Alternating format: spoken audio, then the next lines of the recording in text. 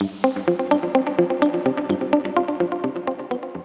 rising trends of digital transformation and supply chain restructuring caused by the COVID-19 pandemic are revolutionizing the manufacturing industry.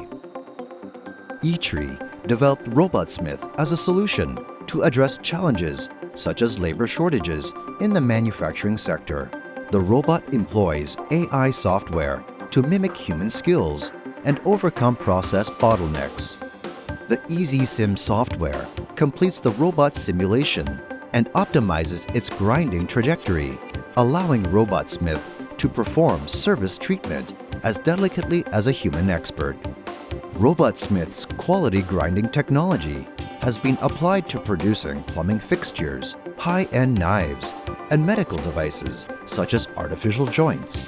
The robot can be easily deployed in traditional industries to implement digital transformation while preserving craftsmanship skills required for production lines. RobotSmith digitizes the grinding techniques of experienced workers and removes the limitations of human labor and manual precision.